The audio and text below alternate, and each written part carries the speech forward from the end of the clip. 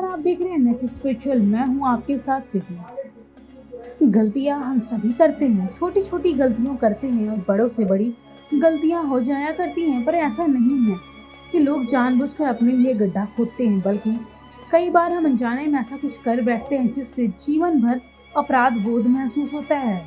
सभी धर्मों में पाप पुण्य का महत्व है। किसी के द्वारा किए गए सही और गलत कामों का पाप पुण्य में बांटा जाता है। अनजाने में की गई गलतियों की सजा भले न मिले, पर उसके परिणाम जरूर भुगतने पड़ते हैं। इसलिए हर धर्म में गलती होने पर उसके पश्चाताप के तरीकों को सुझाया गया है। आइए जानते हैं भगवत गीता में क्या है इसका जवाब। सुखदेव महाभारत काल के मुनि और वेद व्यास के पुत्र थे। सुखदेव बचपन से ही ज्ञान प्राप्ति के लिए वन में चले गए थे।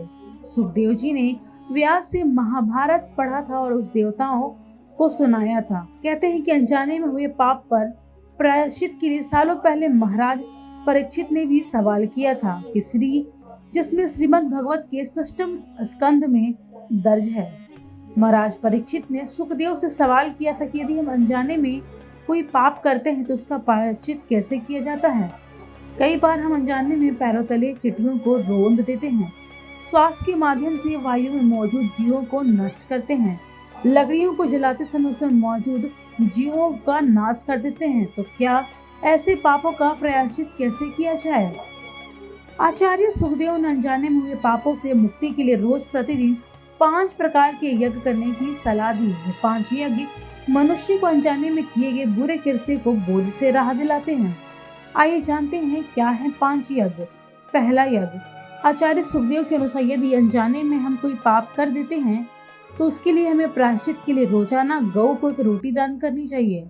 जब भी घर से रोटी बने तो पहली गौ ग्रास के लिए निकाल दे। दूसरा यज्ञ। प्रायश्चित करने के लिए चींटी को 10 ग्राम आटा रोज वृक्षों की जड़ों में 5 डाल दे। इससे उनका पेट तो भरता ही है, साथ ही हमारे पापों का कटते हैं। तीसरा यज्ञ। आचार्य सुखदेव के अनुसार पंछियों को अन्न रोज डालना चाहिए। ऐसा करने से उनकी भोजन की तलाश खत्म होती है और व्यक्ति को अपनी गलतियों का एहसास होने के साथ ही उसके दोषों से बचने का मौका मिलता है। चौथा यज्ञ। आटे की गोली बनाकर रोज जलाशय में मछलियों को डाल दे। इसके अलावा मछलियों का दाना भी डाले। 5वां यज्ञ। आचार्य सुखदेव के अनुसार रोटी बनाकर उसके टुकड़ी घी में घी चीनी मिलाकर अग्नि को भोग लगाए। उन्होंने कहा कि यदि कोई रोजाना ये 5 यज्ञ संपन्न करता है तो अनजाने में हुए पापों के मोह से मुक्ति पाता है।